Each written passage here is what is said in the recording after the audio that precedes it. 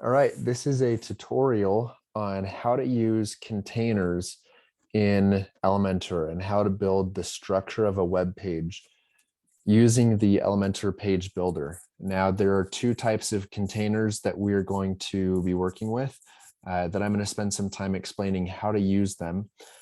Section is the highest level of a container, and columns go inside of the section. So when we are creating a brand new web page, we're going to click add a new section right here. And this is essentially creating a row. So I'm going to use the terms row and section interchangeably. And then columns are the spaces or the containers within a row in which we can put content. You don't put content in a section, you put content in a column. And the question is, how many columns are there in each section or each row? So I'm going to give you a couple examples. The first row or section is going to have a single column. Second one will have 2. The third one will have 3. The fourth will have 4. Notice how we have 4 different rows, and each row has an incrementally growing number of columns. So 1, 2, 3, 4. All right, but notice how each of these rows, regardless of the number of columns that are in each section, they all stop at the same point. They all come this far to the left and this far to the right. So what we're looking at is the content width. So the columns are forced into kind of an invisible box. It's essentially a container that we're not seeing within this section. This container says or determines how wide the content can be stretched within the section.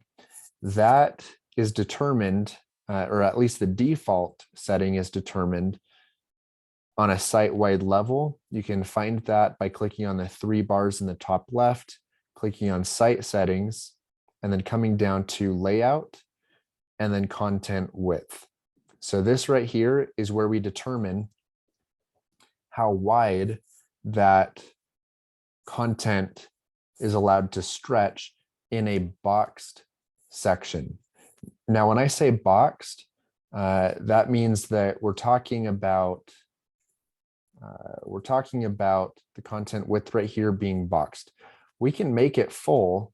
So this means that now the column, notice how the section is blue, the column has a gray box referencing it. If you hover over it, it says edit column. If you hover over this, it'll say edit section.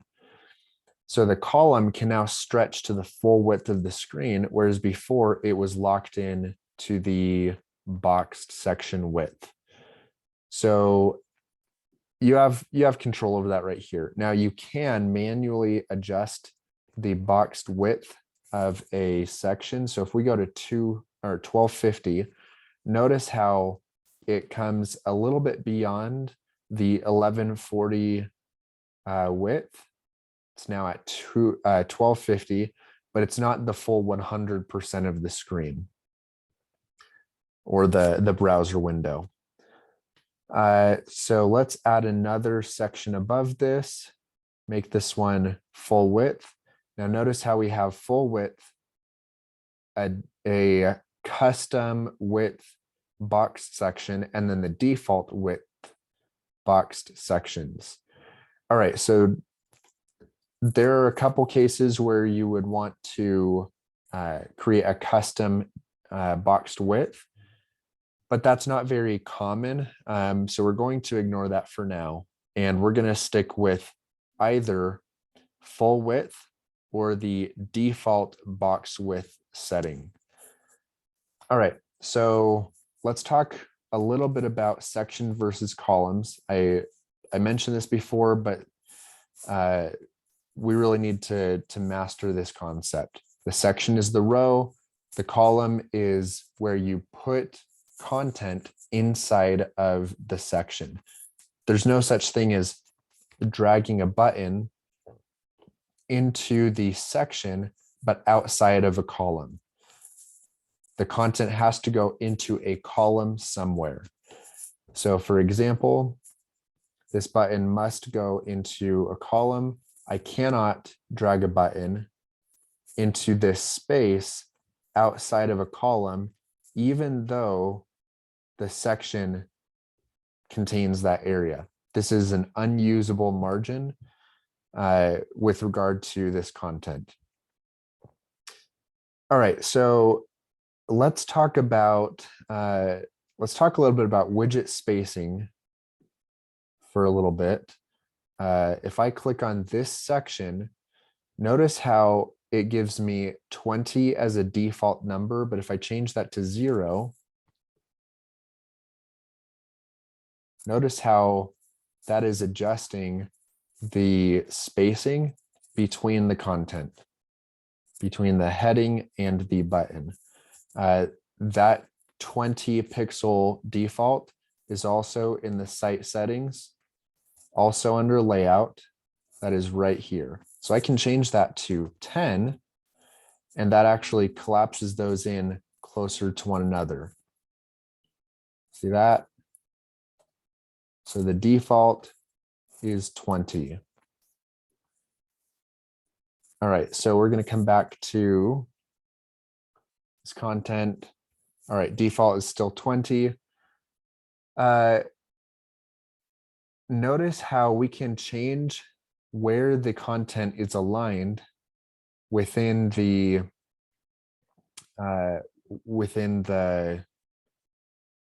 container. Now I've changed this to center, but notice how this text element goes all the way to the right side, and this button element goes all the way to the right side. So that means because the width of this element is 100% of the width of the container that it's in, and if I drag this button up to here, now the button is 100% of the column here. Because this element is 100% of the width, the setting for horizontal alignment will do nothing until I change the width of this button element, and that's going to be done in positioning. If I change the width to inline, then now the button element is the same size as the button itself, and now the container does have control over where this content falls. I can do the same thing with this heading. Let's change the width to inline. And now this heading is centered inside of this container. Now, I'm not necessarily going to recommend doing it this way until we get into some more advanced designs. So we're going to switch this back to the default. And for now, we are going to center content within the element. Now, when I say the element, I'm talking about this little blue pencil right here. Anywhere I click inside of this blue square, I'm referencing the button, even though the clickable part of the element is only right here. Same thing with this. I can click anywhere in here and I'm selecting the heading element, even though I'm not necessarily selecting the text. So if we come into here, I can center the text content within the text element container. But I'm just going to reference it as the text element. So in most cases, when you center or right align or justify content, you're going to be doing that on the element itself. Notice how I'm editing the heading rather than the container.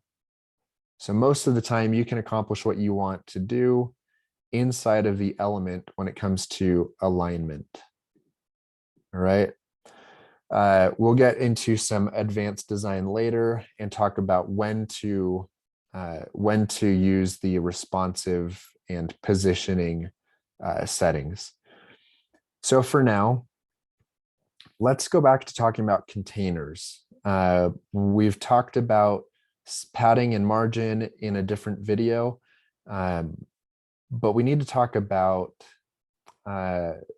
first of all, we need to talk about breakpoints. So let's switch this to tablet. Notice how because the screen width of a tablet is smaller than the 1140 pixel width for the content width right here. So even when it's boxed, it's still going to the full edge because this screen is only 768 pixels apparently instead of 1140. So now these columns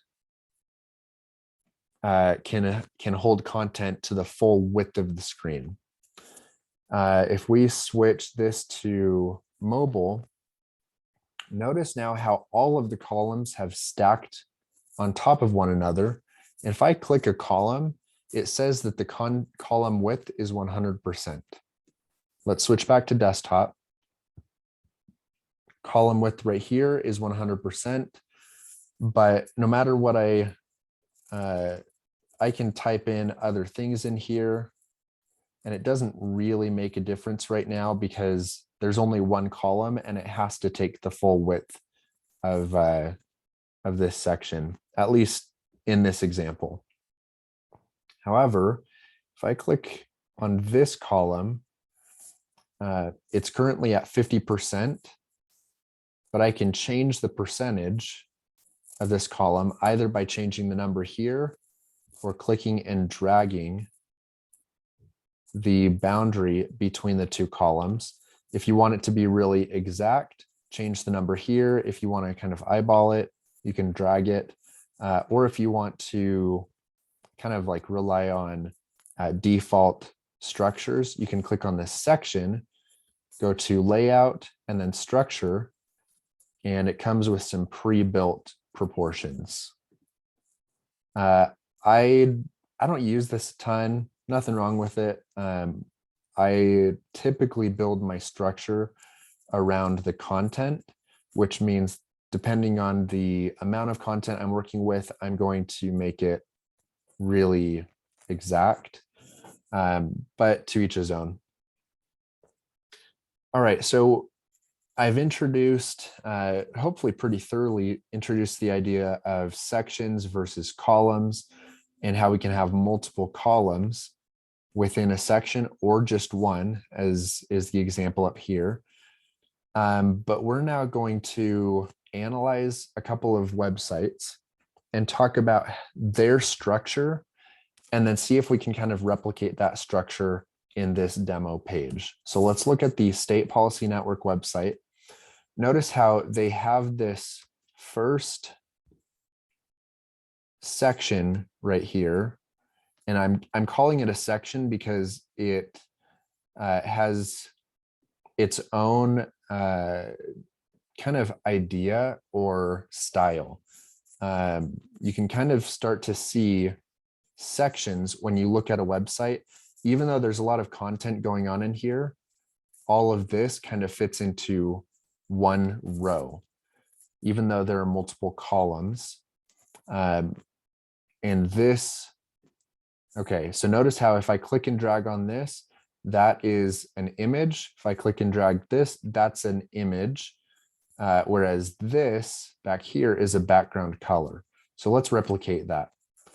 In our example, we're going to create a second column.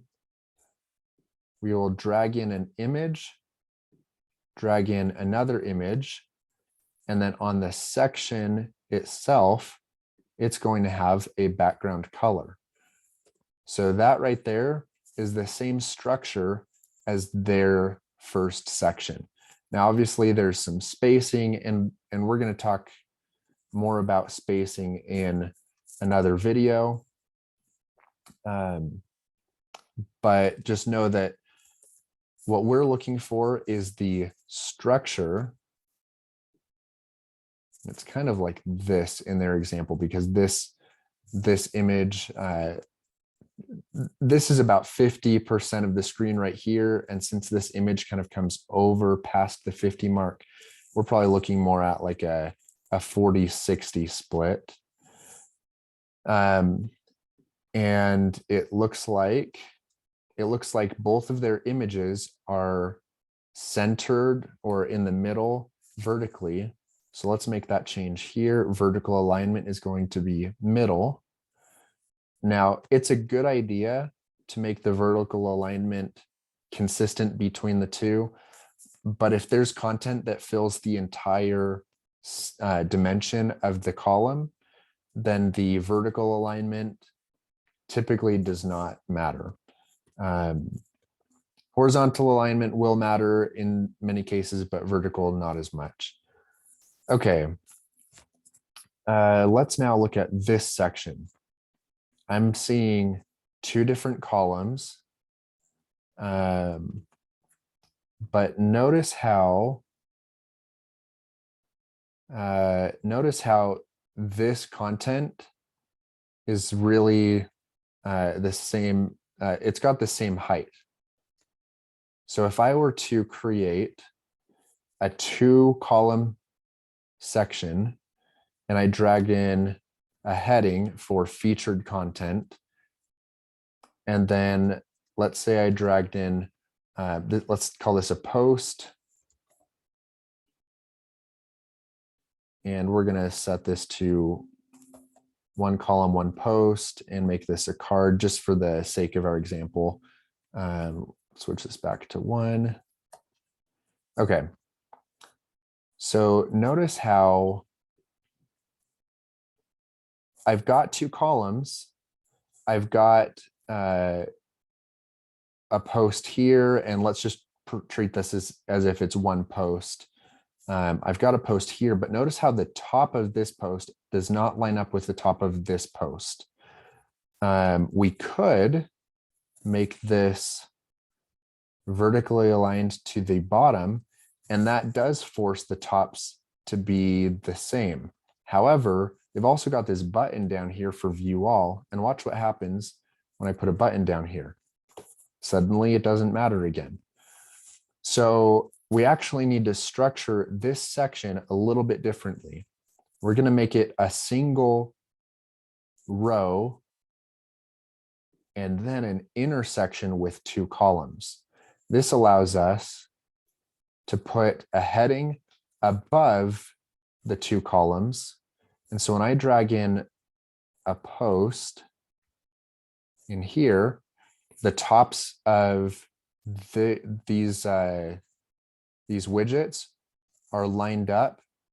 And then when I drag in a button into, I can either put the button in the right column of this intersection, or I can drag it into the bottom of the parent section down here, and then make it right justify it or whatever.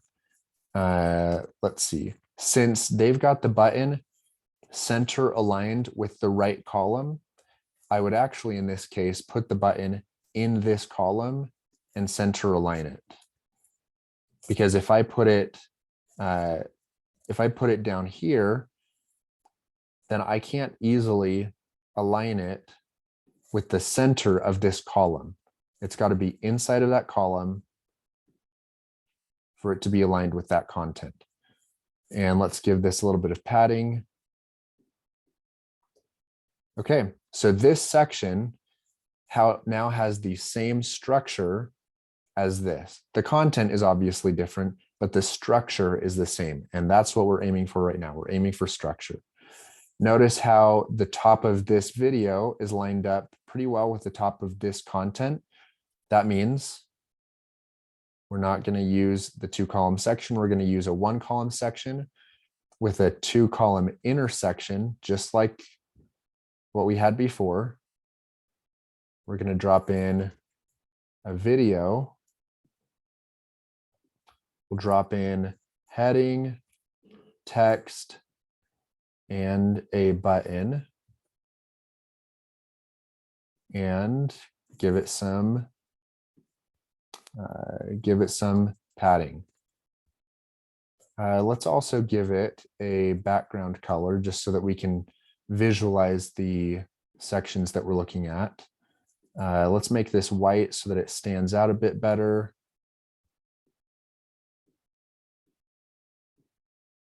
Okay. So that is essentially the same structure. There's obviously some spacing right here, and that's kind of a separate issue. Right now, we're just architecting the basic framework of the page before we get into actually styling and designing it. Let's go look at one more section here. Now, these are posts. And in this case, we don't need to create 3 different columns because we have a post grid option where we can say create 3 columns, and here are those columns. So if we had 6 posts on this web page, we would see post, post, post, and then underneath post, post, post. And we would see that grid of 6 without needing to create 3 different columns inside this Elementor section. So in this case, it is sufficient. Let's look at this, and then a button. Center align it, give it some padding. All right, so this is the structure of this page. Even though there are 3 columns, we are going to create those columns with the widget itself rather than the containers that we can put content in. If you look at a page and you see that there are obviously columns, but the type of content is identical across each of the columns, then you could probably assume that there's some kind of repeating widget that automatically updates. Now, if we were to create 3 different columns and put 6 different individual elements into there, then we would have to manually swap those out, and that's just messy. That may not make sense right now, and that's okay. I can give an example of that later. Just know that the type of content makes a difference with how we structure the page. All right, and then this right here may actually be an example of where we do want to create 3 different sections. However, this is, I'm excited about this section because it introduces a problem. Notice how issues is centered with the second column. So let's do exactly that. Let's put in a heading. We're going to make it centered with the center column. Notice how we've got, let's just treat these as images. They're not, but we're going to treat them like images.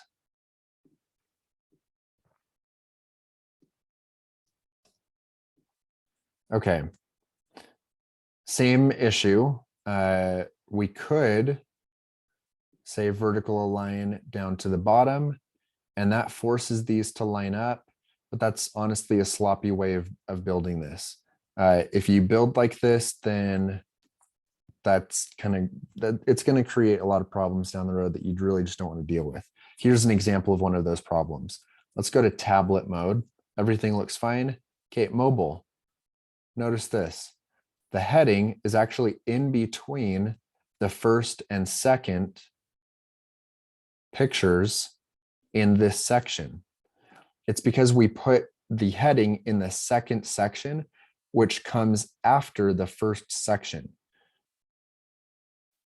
Our cell phones don't really care what the type of content is right here. We have put this in a container that is going to load into the page after this one, which means if we want to create this type of style, we actually need a single row section single column section with a 3-column inner section. So let's add a new column.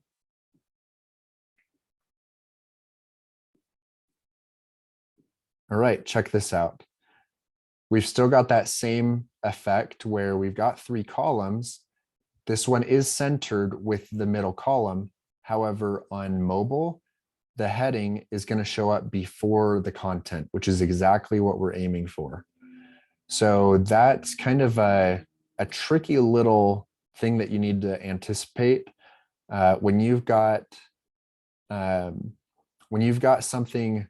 Okay, it's easy to look at this page in terms of columns and say, okay, issues is in the second column, but you also need to look at it first with the goggles of rows. Does issues need to come before anything else in this section? Yes, that means that it needs to be prioritized above this content before this content loads. Even though it's in the center column visually, it is in a more important upper section that always needs to be above the content that's below it.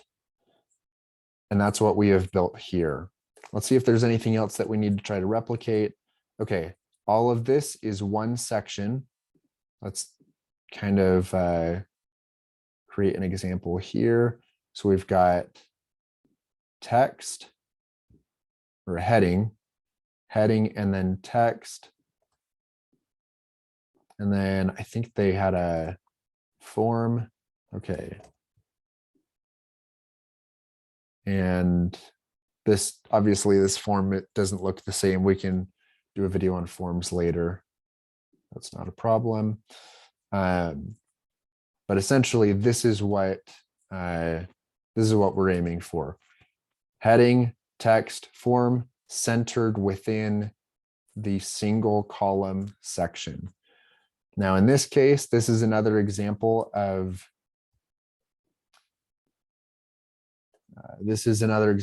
the heading needs to come before this content, which means we're going to drag in the heading, we'll center it, and then we have 4 columns. However, these look like posts that automatically get loaded in.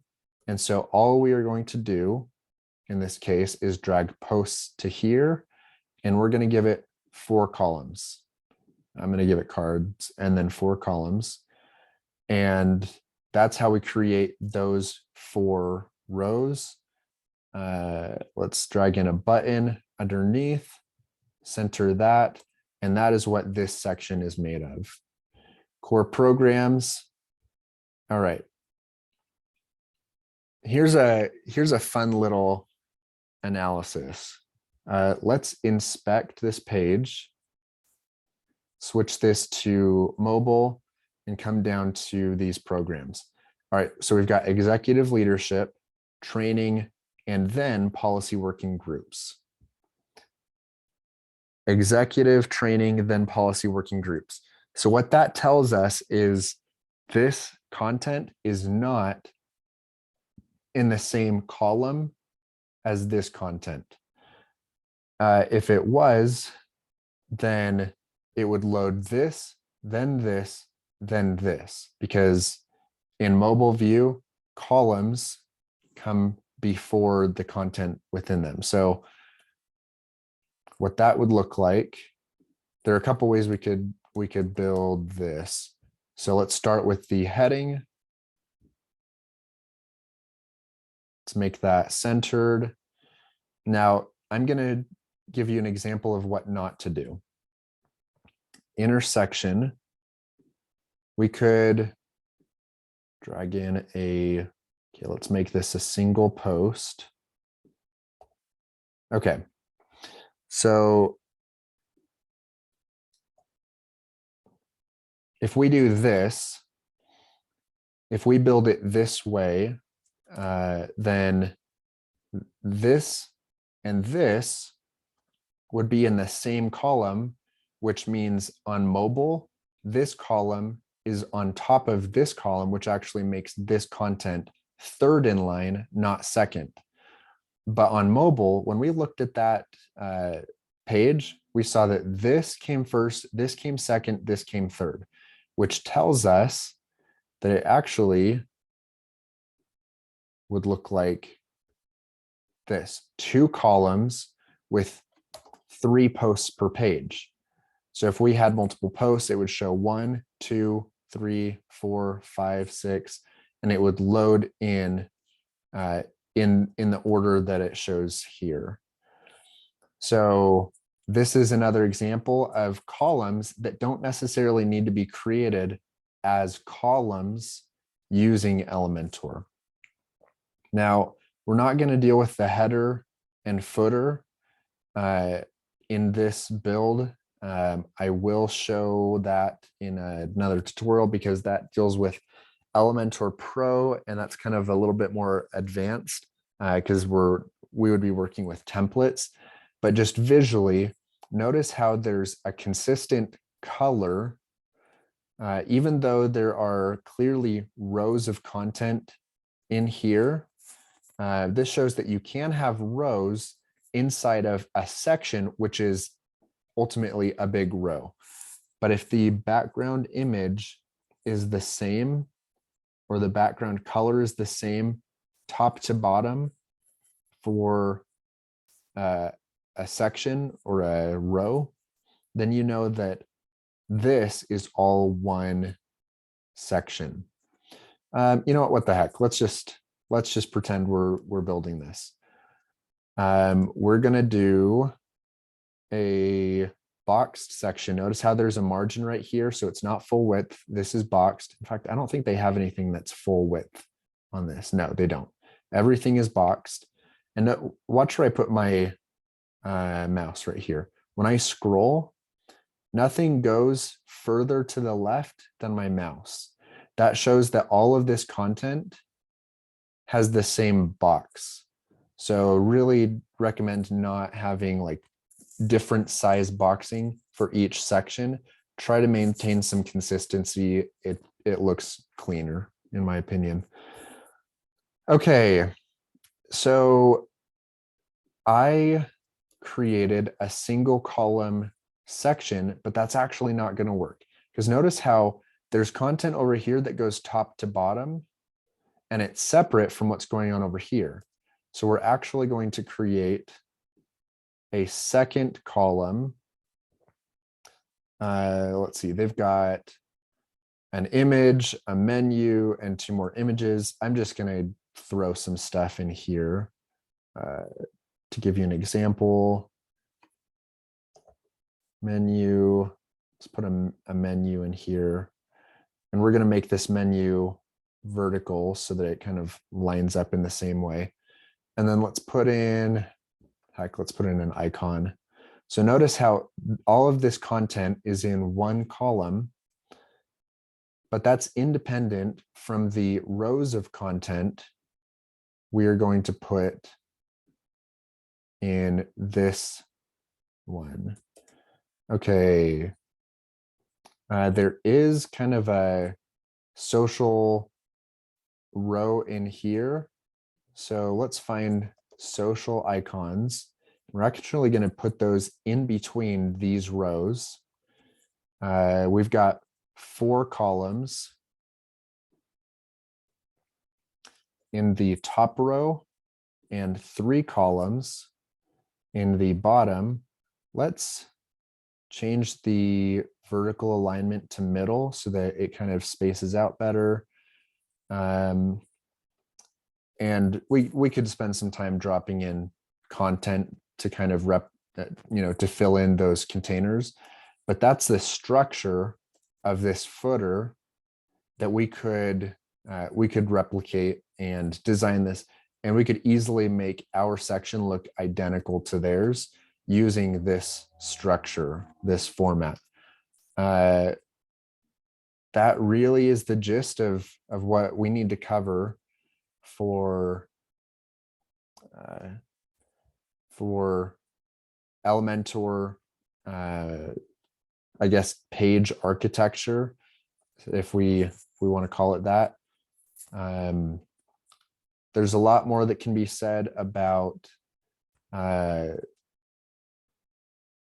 structure, but if you know how to do these things, and if you know how to think this way, then everything else is going to come so much more simply. One or two more things I'll show you before we wrap up. Notice how when I switch to tablet or when I switch to mobile, it kind of just assumes dimensions, even though there are a lot of different screen sizes for tablets and a lot of different screen sizes for cell phones or mobile devices.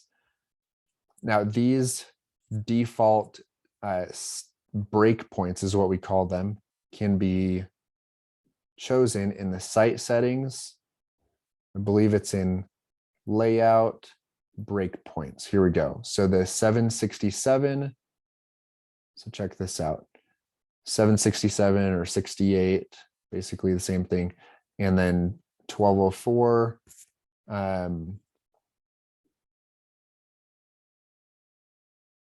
Yeah, basically that's where we can set the custom breakpoints.